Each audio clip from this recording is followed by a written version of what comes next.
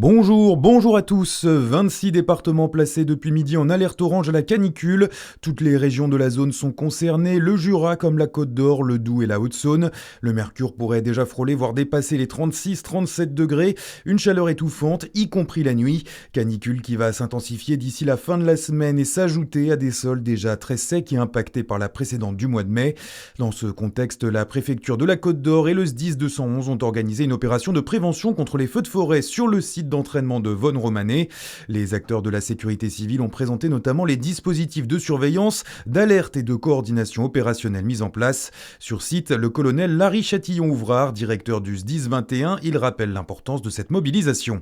C'est important de sensibiliser à la fois la population sur les mesures de prévention vis-à-vis du risque feu de forêt, mais également de leur présenter les moyens qui sont à la disposition de la collectivité pour lutter contre ces feux de forêt. Avec l'aide précieuse que je remercie du conseil départemental et de l'État à travers le pacte capacitaire, effectivement, nous avons augmenté significativement nos moyens de lutte.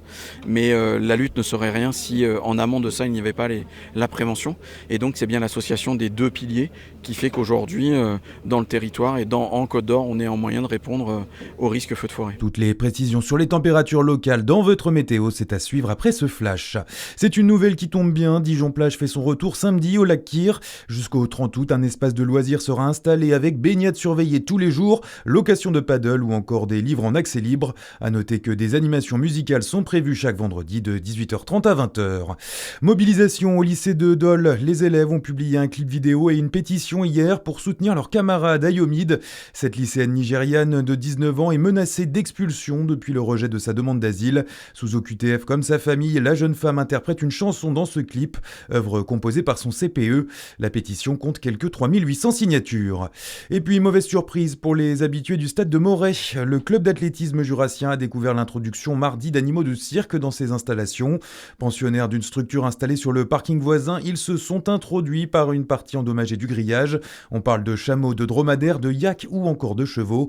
La fosse de sable pour le saut en longueur va notamment devoir être nettoyée. Une vingtaine de jours de festivités à Lons-le-Saunier. Le programme dévoilé par la préfecture du Jura pour commémorer les 190 ans de la mort de Rouget de Lille.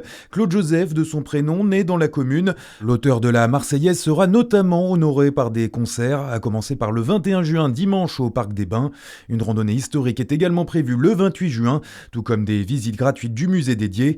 Le programme complet est à retrouver sur le site de la préfecture du Jura. On termine par le football, la Coupe du Monde, début ce soir du deuxième tour de la phase de poule. Parmi les rencontres à suivre, Tchéquie, Afrique du Sud, Mexique, Corée du Sud ou encore Suisse, Bosnie, Herzégovine. Voilà pour l'essentiel de l'actualité. Bon après-midi sur Fréquence Plus, à suivre votre météo.